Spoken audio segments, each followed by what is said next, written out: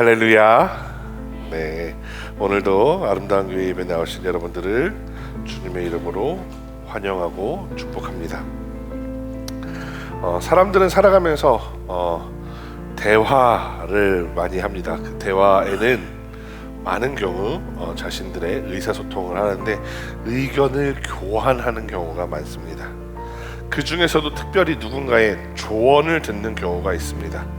예를 들어 가볍게는 오늘 전매추, 점심 메뉴 추천 좀 해주세요 라고 조언을 구하는 경우도 있고요. 특별히 어려운 경우에는 인생의 변곡점에서 다른 사람들의 조언을 듣는 경우가 있습니다. 역사적으로 뛰어난 리더들에게는 좋은 조언자들이 있었습니다. 중국 역사만 보더라도 주문왕에게는 강태공이, 유방에게는 한신이, 유비에게는 제갈량이 있었다라고 합니다. 그런데 요즘에는 이러한 조언의 역할을 사람이 아니라 AI한테 맡기는 경우들이 더러 있습니다.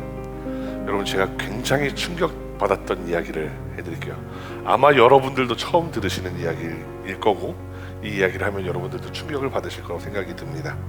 뭐냐면 요즘 10대, 20대 친구들은요, 친구들한테 연애 상담을 하지 않는데요. 어떻게 하냐면 AI한테 물어본대요. 네, AI한테 물어보는데 어떻게 하냐면 카톡이나 DM 했던 거를 텍스트로 추출한 다음에 AI한테 넣고 그 다음에 AI한테 자, 이 텍스트를 분석해서 얘가 나한테 관심이 있는지 없는지 알려줘 라고 이야기를 한대요. 충격적이었습니다. 이 이야기를 듣는데 와, 진짜 이거는 내가 상상도 못했던 AI 사용법이다 라고 생각을 하기도 했습니다. 저희 어렸을 때 친구에게 상담하던 거, 부모님께 상담하던 거, 선생님께 상담하던 것을 이제 AI가 대신하는 상황에 이르게 된 겁니다. 하지만 AI는 정확한 답을 해주지 않습니다. 사용자가 원하는 대답을 해줄 때가 더 많죠. 혹시 AI 자주 쓰시나요? 저는 자주 쓰시죠. 저도 자주 씁니다. 자주 사용하는데 AI는 적절한 조언자, 전문성을 가진 조언자라고 하기보다는 내 일을 도와주는 조수라고 생각해야 됩니다. 무슨 차이가 있냐면은 예를 들어 이런 거예요. 여러분들 직장에서 여러분들한테 조수를 한 명, 어시스턴트를 한 명 붙여준다고 생각해 보십시오. 그럼 걔한테 야, 이거 어떻게 하는 거냐? 라고 물어보면 제가 검색해 보겠습니다. 얼른 한 다음에 이겁니다 라고 얘기했는데 그 대답이 마음에 안 드는 거예요. 그거 별론 것 같은데 라고 하면 걔가 제 기분을 얼른 읽고 그럼 요거는 어떻습니까? 하고 제 마음에 들 만한 걸 갖다 주죠. 그러니까 만약에 그게 진짜 조언자고 정말 확실한 대답을 해주는 거라면 아니야, 이게 맞아, 지금 네가 마음에 안 들어도 이게 맞아 라고 말해줄 수 있어야 진짜 조언자인데 AI는 저희들의 반응을 읽어가면서 그거에 맞춰서 대답을 해준다라는 거죠. 며칠 전에 저희 아내가 저한테 이러이러한 어떤 문제가 하나 생겼어, 이걸 어떻게 해야 될까? 근데 저도 잘 모르는 영역이었어요. AI한테 물어봤죠. AI한테 물어봤더니 제가 원하는 대답이 나오질 않는 거예요. 전혀 다른 대답을 하는 거예요. 그래서 저희 아내한테 그 이야기를 하기 전에 AI야, 근데 나는 그렇게 생각하지 않아. 이러한 부분들 때문에 그렇게 대처하고 싶지 않아 라고 대답을 하니까 AI가 그거 정말 맞는 지적이에요. 정말 예리하시군요 이러면서 그렇다면 이렇게 대처해 보시는 건 어떨까요? 라고 이야기하더라고요. 얼마 전 박사학위 강의를 듣는데 AI에 관련된 강의가 있었습니다. 성경을 읽다 보면은 원어가 매우 중요한데요. 히브리어나 헬라어를 거의 원어 수준으로 하시는 목사님들은 많지 않습니다. 그래서 이제 AI에다 번역을 시켜보는 거죠. 히브리어 단어를 던져주고 번역을 시켜보는 겁니다. 저희가 25명의 목사님이 함께 강의를 들었는데 꼭 그 25명이 한 2번, 3번 그걸 하다 보니까 2분, 3분 정도는 계속 잘못되는 케이스가 나오는 거예요. AI가 사람을 속이기도 한다는 겁니다. 그래서 교수님도 제대로 교차 검증을 하지 않을 거면은 AI를 너무 신뢰하지 마세요 라고 이야기하시기도 했습니다. 사람에게 조언을 들을 때도 마찬가지입니다. AI만 그런 게 아니고요. 우리는 조언을 들을 때 몇 가지를 구별해야 합니다. 내 말에 귀 기울여주고 나한테 듣기 좋은 소리를 해주는 사람을 찾아야 할 때도 있습니다만, 대부분의 경우에 우리는 조언자를 어떤 사람을 원하느냐? 전문가를 원합니다. 그런데 우리가 구별할 수 있어야죠. 이 사람이 전문가인지 아니면 전문가를 위장한 장사꾼인지 혹은 사기꾼인지. 예를 들어 전화가 옵니다. 따르릉 전화가 와서 전화를 받습니다. 그럼 뭐라고 이제 이야기를 하냐면, 예, 안녕하세요. 저는 자산관리를 도와드리고 있는 자산관리 전문가 누구누구입니다. 선생님 자산 설계를 한번 도와드리고 싶어서요. 그 사람이 저한테 자산관리를 도와주고 싶어서 전화를 한 걸까요? 아니면 자신들의 자산관리 플랜을 판매하고 싶어서 전화한 걸까요? 그러니까 그거를 그 사람이 우리한테 장사하고 싶어 하는 건지 아니면 진짜 조언을 하고 싶어 하는 건지를 우리가 구별해야 된다라는 겁니다. 저도 종종 그런 일을 겪습니다. 지금 최근에는 그런 일이 거의 없었는데, 은성이가 이제 더 어릴 때, 한 2살, 3살 때 갑자기 막 열이 나는 거예요.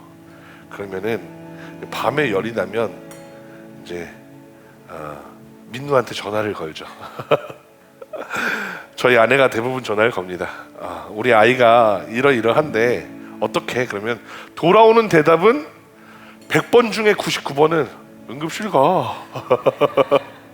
의사한테 정확한 진료를 받아 라고 이야기를 해줍니다. 그런데 정말 도움이 될 때가 언제냐면은 정말 한시가 급할 때, 지금 피가 나, 지금 어떤 상황이야, 그럴 때 응급조치를 알려줘요. 대답은 똑같아요. 병원으로 빨리 가. 근데 가는 동안에 이렇게 지혈해 라고 알려주는 경우가 있어요. 그 100번 중에 한 번 그 도움이 되는 걸 들으려고 사실은 전화하는 거예요. 99번 병원에 가, 의사한테 진료받아라고 대답할 거 알고 있습니다. 왜냐? 그게 정답이니까. 진짜 가장 그 상황을 눈으로 직접 보고 판단해 줄 수 있는 전문가에게 가서 조언을 들으라고 이야기해 주는 게 진짜니까. 그런데 가끔 그런 조언을 들을 때 그게 매우 유용하다라는 겁니다.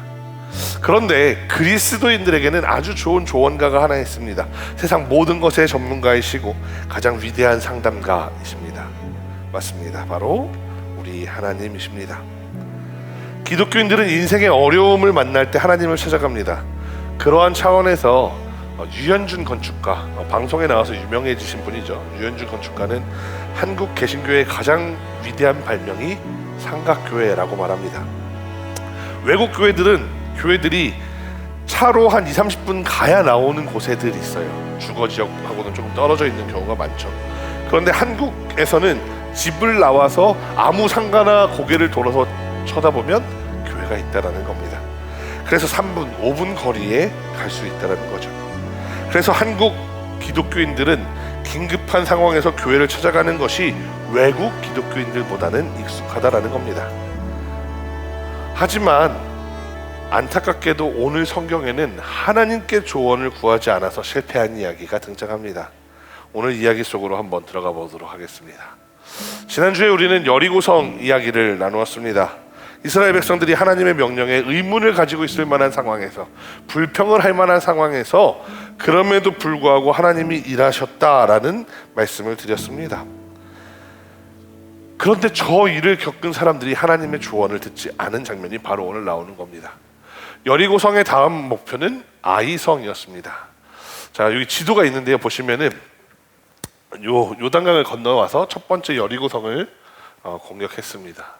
그런데 여리고성에서 예루살렘으로 갈 수도 있고, 여리고성에서 그냥 아르묵 이런 데로, 기부아 이런 데로 갈 수도 있습니다. 그런데 이스라엘 사람들은 반드시 아이성을 차지하고 싶었습니다. 그 이유는 무엇이냐면 아이성 바로 배후지에 베델이라는 곳이 있기 때문입니다. 베델은 하나님의 집이란 뜻입니다. 그리고 이스라엘이라는 그 이름은 야곱의 이름이었죠. 이스라엘 백성들의 조상, 그 중에서도 이스라엘 백성들이 자신들의 이름으로 사용하고 있는 야곱이 하나님을 만났던 장소가 바로 베델이에요. 그러니까 이때 당시에는 예루살렘에 성전도 없었을 때고, 기브온도 마찬가지고요. 아직 다른 곳에 그렇게 큰 의미가 있지 않을 때입니다.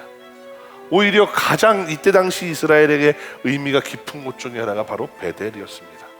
그 베델을 차지하고 싶은 마음 때문에 이스라엘은 여리고 성 다음에 목표를 아이성으로 잡았습니다. 아이성을 쳐들어가서 아이성에서 그 길을 확보해서 베델로 올라간다, 이런 계획을 가졌을 것 같습니다. 그런데 아이성은 여리고 성보다 작은 규모였습니다.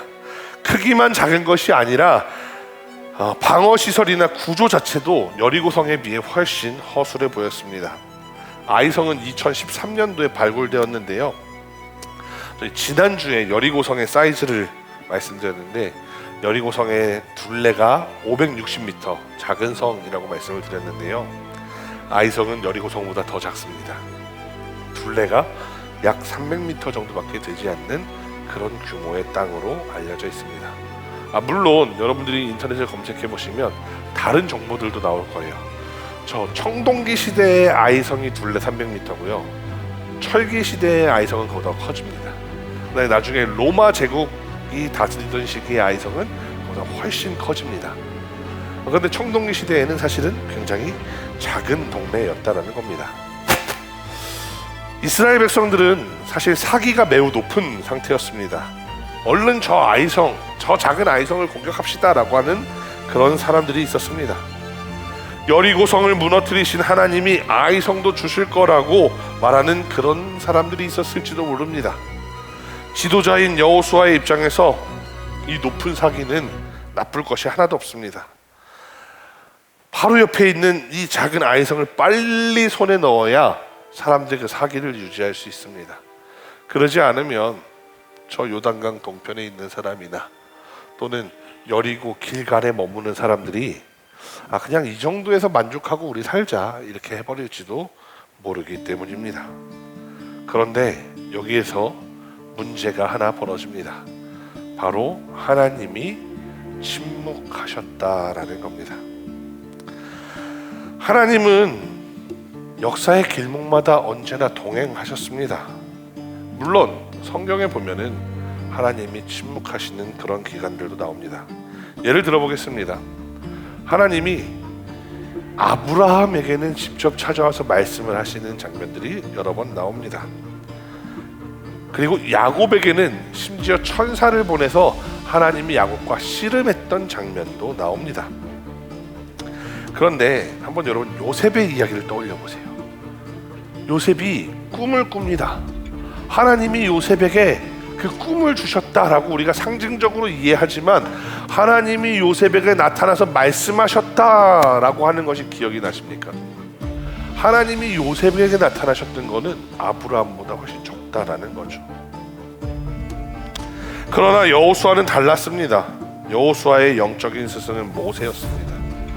여호수아는 최소한 40년, 우리가 지난번에 아말렉과의 전쟁을 한번 다루었는데 아말렉과 전쟁을 하고 나서 이 가나안 땅에 들어갈 때까지 40년이 걸렸으니까 40년 동안 여호수아는 모세를 보좌했었습니다. 모세에게 가장 가까이 있었던 사람이 누구냐라고 하면은 단연코 여호수아라고 할 수 있습니다. 심지어 모세가 하나님을 만날 때 가장 마지막까지 동행했었던 사람이 여호수아이기도 했습니다. 또한 모세가 죽은 이후에 하나님은 여호수아에게 나타나셔서 내가 너와 함께 하겠다, 두려워하지 말아라 라고 말씀하시기도 했습니다. 실제로 우리가 다루지는 않았지만 요단강을 건너려고 할 때, 요단강이 막 범람해가지고 물이 많을 때였습니다. 1년에 그런 주간은 몇 주 되지 않는다, 끼케야 한두 주, 길면 한 3주 정도 된다고 하는데 요단강이면 범람해갖고 그런 상태에서 이걸 건너가려면은 좀 기다렸다 건널까 이런 상태에서 하나님이 아니야 여호수아야, 여호와의 궤를 앞장 세워서 건너가라 라고 하니까 그 범람했던 요단강이 뚝 끊어져서 물이 멈추는 것을 보기도 했습니다. 지난주에 여호수아는 여리고성을 점령할 때 하나님의 명령을 받고 여리고성을 빙글빙글 하루 이틀 3일 7일 동안 돌았더니 그 여리고성이 무너지는 것을 직접 체험하기도 했습니다. 그런데 그랬던 여호수아인데 아이성을 앞두고 하나님이 아무 말씀하지 않으시는 겁니다. 여호수아가 기도해도 하나님은 응답하지 않으셨던 것 같습니다. 답답한 마음이 들었는지 여호수아는 정탐꾼을 보냅니다. 정찰병을 보냈는데 그 정탐꾼이 돌아옵니다. 여호수아에게 보고합니다. 아이성이요, 제가 정탐하고 왔는데 한 2-3천 명만 보내도 저희가 이길 수 있을 것 같아요 라고 이야기합니다. 모든 백성을 보내 수고롭게 할 필요가 없습니다 라고 말합니다. 여호수아는 정탐꾼의 이야기를 듣고 병사를 파견합니다. 정탐꾼이 추천했던 대로 3,000명의 병사를 보냈습니다. 정탐꾼의 보고에 따르면 충분히 이길 수 있는 병력이었던 것 같습니다. 그런데 그 3,000의 병사는 아이성을 점령하는 데 실패했습니다. 오히려 36명의 전사자가 발생했습니다. 아이성 사람들이 비탈길을 따라 내려오면서 이스라엘을 공격했습니다. 비탈길을 따라 내려오면서 이스라엘을 공격했다는 건 뭐냐면은 이스라엘이 넘어지고 찢기고 밟히는 그런 일들이 벌어졌을 거라는 겁니다. 그나마 36명만 죽은 것이 기적 같은 일이라고 할 수도 있습니다. 여호수아와 이스라엘은 충격에 빠졌습니다. 요단강을 가르셨던 하나님, 언덕 위에 이중 성벽 구조였던 여리고를 무너뜨리셨던 하나님이 계시기 때문에 우리는 지지 않는다라고 생각했던 그 이스라엘이었습니다. 지금 하나님이 응답하지 않으셨지만 저 작은 성 하나가 문제가 될 거라고 생각해 본 적 없었던 사람들이었습니다. 심지어 하나님이 아니시더라도, 하나님이 우리와 함께 하지 않다 할지라도 저 아이성은 우리의 힘으로도 무너뜨릴 수 있어 라고 생각했던 사람들이었습니다. 그런데 이 전투에 아주 큰 문제가 몇 가지 있었습니다. 첫째로 여호수아가 조언자를 잘못 선택했다라는 겁니다. 여호수아는 이번 전쟁의 조언자로 정탐꾼을 선택했습니다. 정탐꾼은 아이성이 작다라고 말했습니다. 그런데 실상은 그렇지 않았습니다. 아이성은 그 성의 크기와 구조가 여리고보다 작을지는 몰라도 인구가 매우 많았습니다. 다음 주에 다루게 될 여호수아 8장 24절 25절 말씀인데요, 한번 다 같이 읽어볼까요? 시작.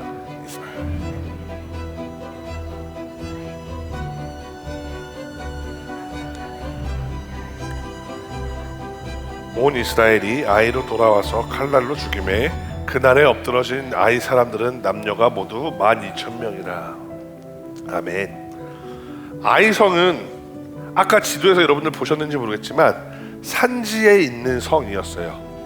그 말은 뭐냐면은 산 기슭, 산 계곡, 산 능선, 그런데 사람들이 흩어져서 여기저기 살고 있었어요. 그리고 성은 길목의 역할을 하는 겁니다. 그 말인즉슨 이 성에 사람들이 실제로 모여 사는 게 아니라 이 성은 관문의 역할을 하고, 이 성을 통과하지 않으면 이 다음 지역을 통과할 수 없다가 되는 거예요. 그 말은 이 성 하나가 중요한 게 아니라 주변에 사람들이 퍼져 살고 있는데 그 사람들이 집결해서 모이면 그게 몇 명인지 알 수 없다는 거죠. 아이성의 인구는 12,000명이었습니다. 딱 잘라서 남자만 6,000이라고 잡아보죠. 그런데 상대는 성을 끼고 있습니다. 뭐 저 성이 목책이었을지 혹은 그냥 흙으로 쌓은 그런 토성이었을지는 모르겠습니다만 어쨌든 구조물을 끼고 방어하는 사람들이 6,000명입니다. 아니요, 6,000명 중에서 딱 반 잘라서 3,000명만 전투병력이라고 가정해 봅시다. 어린아이도 있을 거고요, 노인들도 있을 테니까 3,000명만 있다 하더라도 상대는 구조를 끼고 있고 지형을 잘 아는 사람들입니다. 그런데 똑같이 3,000명으로 쳐들어간다? 어불성설입니다. 말도 되지 않습니다. 적어도 2-3배의 병력으로 쳐들어가야 아이성을 점령할 수 있습니다. 그런데 정탐꾼이 와서 뭐라고 말합니까? 2-3,000명만 보내도 됩니다 라고 말합니다. 정탐꾼은 아이성을 제대로 둘러보지도 않았습니다. 심지어 그 주변에 있었던 사람들이 합류할 것을 예상하지도 못했습니다. 그런데 이러한 아주 중요한 것들을 다 정탐하지 못하고 그저 그저 그 성의 규모가 작다라고만 가지고 파병 군거를 조언한 겁니다. 정탐은 완전 실패였습니다. 그런데 여호수아는 이 정탐의 진위 여부를 분별할 줄 몰랐습니다. 크로스 체크해보지도 못했습니다. 그저 맹목적으로 그 정탐꾼을 믿었고 그 결과 36명의 전사자를 낳았습니다. 그런데 그보다 더 심각한 문제가 하나 있습니다. 그것은 무엇이냐면 바로 여호수아의 영적인 상태입니다. 성경에는 여호수아가 하나님께 기도했는지 그렇지 않았는지 나오지는 않습니다. 그러나 요단을 건널 때, 여리고성을 공격할 때 하나님이 찾아오셨던 것과 아이성 전투 앞에 하나님이 침묵하셨던 그 상황을 여호수아는 스스로 별거 아닌 것으로 치부했는지도 모릅니다. 왜 하나님이 찾아오지 않으실까? 왜 하나님이 침묵하고 계실까? 여호수아는 질문해야만 했습니다. 그러나 여호수아는 질문하지 않았습니다. 심지어 전쟁에 패한 이후에도 하나님이 왜 응답하지 않으셨는지, 왜 승리를 허락하지 않으셨는지 여호수아는 질문하지 않는 것처럼 보입니다. 7절부터 9절 말씀인데요, 한번 보겠습니다. 주 여호와여, 어찌하여 이 백성을 인도하여 요단을 건너게 하시고 우리를 아모리 사람 손에 넘겨 멸망시키려 하셨나이까? 하나님이 우리를 패하게 했다라고 말하는 거죠. 우리가 요단 저쪽에 만족하게 하여 그곳에서 거주했으면 훨씬 좋을 것 아니었습니까? 라고 말합니다. 자기가 하나님의 뜻을 제대로 들어보지 않았다라는 문제의식은 없는 거죠. 8절, 주는 이스라엘이 그 원수들 앞에서 돌아섰으니 내가 무슨 말을 하오리까? 이스라엘 졌는데 저 더 이상 할 말 없어요. 9절이 이제 가장 저긴데요. 가나안 사람과 이 땅의 모든 사람들이 듣고 우리를 둘러싸고 우리를 세상에서 끊으리니 주의 크신 이름을 위하여 어떻게 하시려 하나이까? 하나님의 이름을 위해 당신은 뭘 할 겁니까? 라고 하나님한테 따져묻고 있는 상황입니다. 여호수아는 전쟁에 패배한 후에도 하나님 탓을 합니다. 당신이 도와주지 않아서 당신이 우리를 패배하게 했다. 하나님의 뜻을 묻지도 않고 정탐꾼의 이야기를 크로스 체크도 하지 않은 채로 3,000명을 보내서 36명을 죽게 만들었던 여호수아가 하나님, 혹시 제가 잘못한 게 있나요? 하나님, 저희들에게 무슨 문제가 있습니까? 제가 무엇을 더 고민해 봐야 할까요? 라고 이야기하는 것이 아니라 하나님, 당신은 당신의 이름을 위해서 이제 앞으로 어쩌실 작정입니까? 라고 따져묻는 겁니다. 1절로 돌아가 보겠습니다. 여리고성 전투가 끝나고 전리품을 정리하는 동안 이스라엘 자손 중에 아간이라는 자가 있었습니다. 그가 하나님의 제물을 훔쳤습니다. 옛날 목사님들은 이 아간의 이야기를 가지고 여리고성은 첫 전투이기 때문에 그 전리품이 모두 하나님의 것이다 라고 설교하셨습니다. 그러나 본문에는 여리고성의 전리품 모두가 하나님의 것이라고 말하는 장면은 없습니다. 어쩌면 이스라엘 자손들의 몫이 있었을지도 모릅니다. 그런데 아간이라는 사람은 자기에게 할당되는 전리품을 넘어서 하나님께 바쳐줘야 되는 것들을 손댄 겁니다. 그러한 이유로 하나님은 이스라엘에게 진노하고 계셨습니다. 그런데 여호수아는 그것을 꿈에도 상상하지 못한 겁니다. 자, 중요한 건 뭐냐면은 하나님이 여호수아와 대화하는 것을 별로 좋아하지 않아서 그런 상태인데 여호수아가 자기 멋대로 행동했다라는 겁니다. 이게 뭐냐면 요즘 드라마를 보다 보면은 그런 장면들이 있습니다. 여자 주인공이 남자 주인공에게 뭐 어떤 비밀을 알게 되는 겁니다. 그리고 그것 때문에 화가 매우 심하게 납니다. 남자 주인공은 그것을 전혀 알지 못한 채로 여자에게 연락을 합니다. 여자의 싸늘한 말투에도 그런 상황에 대해 눈치를 채지 못합니다. 그리고는 여자의 침묵을 허락이라고 오해하고 갈등이 깊어지는 겁니다. 여러분들 그 가끔 유튜브에 나오는 그런 요즘에 숏 드라마 같은 것들에서도 그런 장면이 서스펜스처럼 연출이 되기도 합니다. 남편들은 아이들과 히덕거리면서 있는데 뒤에서 여자가 이렇게 팔짝 째려보고 있는 그런 장면들이죠. 우리가 착각하지 말아야 할 지점은 바로 여기입니다. 우리는 때로는 침묵을 허락이라고 오해합니다. 남녀 관계에서도 마찬가지고 하나님과의 관계에서도 마찬가지입니다. 그러나 때로는 침묵은 대화조차 하기 싫을 만큼 화가 난 상태이기도 하다라는 겁니다. 여호수아의 신앙의 기간이 아까 앞서 말씀드렸지만 무려 40년이라고 말씀드렸습니다. 그런데 40년 동안 모세를 따라다니며 하나님을 봐왔던 여호수아도 하나님의 사인을 오해했던 겁니다. 하나님의 응답이 없다라면 나와 이스라엘의 영적 상태가 올바른가? 하나님께서 우리를 외면하시는 이유가 무엇인가 점검해야 합니다. 그러나 여호수아는 그런 생각을 하지 못했습니다. 만약 여호수아가 먼저 하나님이 응답을 하지 않으시네? 야, 우리가 아이성을 쳐들어가는 거 잠깐 멈추고 다 같이 기도하자. 혹시 너희들 중에 죄를 지은 사람 있으면 하나님 앞에 회개해. 하나님이 지금 응답하지 않으셔. 하나님 침묵하셔.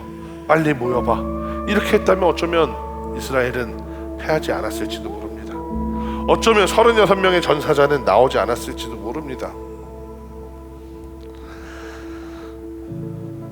그런데 오늘 성경 말씀은 우리에게 아주 중요한 메시지를 줍니다. 여러분들 중에 혹시 아브라함처럼, 모세처럼, 엘리야처럼 하나님과 수시로 대화하는 분들 계십니까? 기도한다고는 하지만 하나님이 여러분들에게 음성으로 쩌렁쩌렁한 목소리로, 막 에코가 엄청 들어간 목소리로 내 이름을 불러가면서 그렇게 대답해주는 경험이 있으십니까? 그럼에도 불구하고 많은 사람들은 자신들이 하나님의 뜻을 구하면서 살고 있다고 자신합니다. 성도님들만 그런 게 아니고요, 목회자들도 마찬가지입니다. 난 기도하는 사람이야. 나는 기도했어. 그렇기 때문에 하나님이 주시는 마음으로 결정한 거야 라고 말합니다. 그런데 정말 하나님이 주시는 마음인지, 아니면 하나님은 침묵하고 계시고 내가 그냥 혼자 결정하고 난 다음에 하나님이 그렇게 결정하게 하셨다라고 우기고 있는 것은 아닌지 우리는 점검해 볼 필요가 있다는 겁니다. 하나님의 침묵을 오해하면 우리도 실패하게 됩니다. 돌이킬 수 없는 36명의 전사자가 나온 것처럼 우리 인생에도 뼈아픈 돌이킬 수 없는 상처를 겪게 되는 경우가 있다라는 겁니다. 그러므로 우리는 하나님께 끊임없이 물어야 합니다. 내 스스로를 점검해야 합니다. 기도를 할 때에는 나의 요구만 하나님께 이야기하는 게 아닙니다. 하나님 이거 해주세요, 저거 해주세요. 하나님 건강하게 해주시고요, 돈 많이 벌게 해주시고요, 사업 잘 되게 해주시고요, 우리 집값 오르게 해주시고요, 제가 산 주식도 좀 오르게 해주세요. 이렇게 기도하시는 건 잘못했다라고 말하는 게 아니라 그렇게만 기도해서는 안 된다라는 겁니다. 그 기도도 하셔야죠. 근데 그 이후에 하나님 저 할 말 다 했어요. 하나님도 저에게 하고 싶은 말씀이 있으시겠죠. 하나님 저에게 말씀하여 주시옵소서. 그리고 침묵으로 하나님의 응답을 기다릴 줄도 알아야 된다라는 겁니다. 대부분의 경우에는 하나님은 아까도 말씀드렸지만 그렇게 막 쩌렁쩌렁 에코 들어간 그런 소리로 우리에게 응답하지 않으실지 모릅니다. 그런데 한번 생각해 보세요, 여러분. 막 내가 하나님한테 하나님 이거 주세요, 저거 주세요, 건강하게 해주세요, 뭐 해주세요, 뭐 해주세요 막 기도한 다음에 하나님한테 발언권을 하나도 안 드린 다음에 예수님의 이름으로 기도합니다. 아멘. 아싸, 나 기도했어. 이제 기도한 대로 이루어질 거야. 이 기도한 대로 이제 나는 그렇게 살아갈 거야 라고 하는 것과 기도한 다음에 잠깐이라도 3분이라도 5분이라도 묵상하면서 하나님, 하나님의 뜻은 무엇입니까? 두 삶에는 차이가 있다라는 거죠. 하나님이 말할 수 있는 기회를 드리는 거, 그거는 정말 중요한 겁니다. 마지막으로 한 가지 예화를 말씀드리고 마치겠습니다. 여러분 비행기 많이 타시나요? 인터넷에 보다 보니까 아주 재밌는 어떤 미국 스탠드업 코미디언이 하는 비행기 개그가 나오던데요. 어떤 기장이 날씨가 너무 안 좋아서 비행기가 뜨면 안 되는 상황인데 관제탑에 무전을 무시하고 예, 우리는 그냥 갈 겁니다. 저는 띄울 수 있습니다 하고 출발했다라는 그런 개그, 스탠드업 개그가 있었습니다만 실제로는 불가능하죠. 비행기를 조종하는 파일럿들은 관제탑과의 교신을 매우 중요하게 생각합니다. 특히나 이륙하거나 착륙할 때 관제탑의 확실한 대답을 듣지 않으면 절대로 이륙하거나 절대로 착륙하지 않습니다. 그 개그에 나오는 것처럼 우린 갈 거야 이러고 가는 건 불가능하다라는 거죠. 만약 아무리 무전을 보내도 관제탑에서 응답을 하지 않는다면, 그러면 저 비행기 조종사들은 뭐라고 생각할까요? 저 사람들은 어떻게 생각하냐면, 큰일 났다, 지금 우리 비행기의 무전기가 고장났나 보다 라고 생각할 겁니다. 이 태도가 아주 중요합니다. 무전에 이상이 있으니 이제 우리는 착륙할 수 없겠구나, 이륙할 수 없겠구나, 무전을 빨리 먼저 점검해보자. 이거 말고 다른 방법으로 저들과 컨택할 방법은 없을까? 다른 비상장치가 있을 텐데 그것을 확인하려 한다는 겁니다. 오늘 설교는 조언을 구하는 것으로 시작했습니다. 여호수아는 정탐꾼을 조언자로 택했습니다. 아마도 하나님이 응답하지 않으셨기 때문에 정탐꾼을 조언자로 삼았던 것 같습니다. 그런데 이 상황을 만약에 비행기 파일럿에게 적용해 봅시다. 하나님이 응답을 하지 않으셔? 그러면 가면 안 되는 거 아니야? 하나님하고 대화가 될 때까지 모든 걸 멈춰놓고 다시 생각해보자. 하나님과의 대화가 가장 중요하다라고 했어야 된다라는 겁니다. 사랑하는 모든 성도 여러분, 우리도 이러한 태도를 가졌으면 좋겠습니다. 인생의 중요한 변곡점을 만날 때 반드시 하나님께 기도하고 하나님께 음성을 구하는 그러한 여러분들이 되기를 간절히 소망합니다. 그런데 만약 하나님이 침묵하신다면, 내가 가야 할지 말아야 할지 당장 오늘까지 결정해야 되는데 하나님이 침묵하신다면 그 결정을 미루십시오. 하나님과 관계를 먼저 회복하십시오. 하나님의 침묵 앞에서 하나님이 나에게 왜 침묵하시는지 하나님께 여쭈어야 합니다. 이 부분을 착각해서는 안 됩니다. 침묵을 허락이라고 오해하면 우리는 돌이킬 수 없는 그러한 상처를 입을 수도 있습니다. 이제 우리는 한 주간을 살아내기 위해 또 세상으로 나가야 합니다.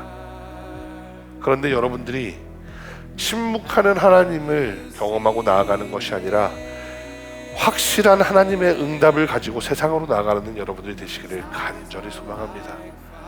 여러분들의 삶의 문제들 앞에서 하나님과의 대화를 먼저 회복하고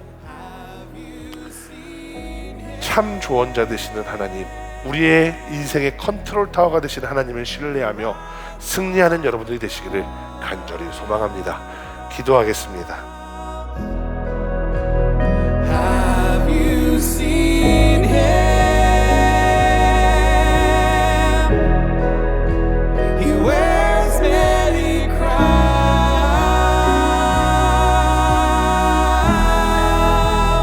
Isn't he lovely?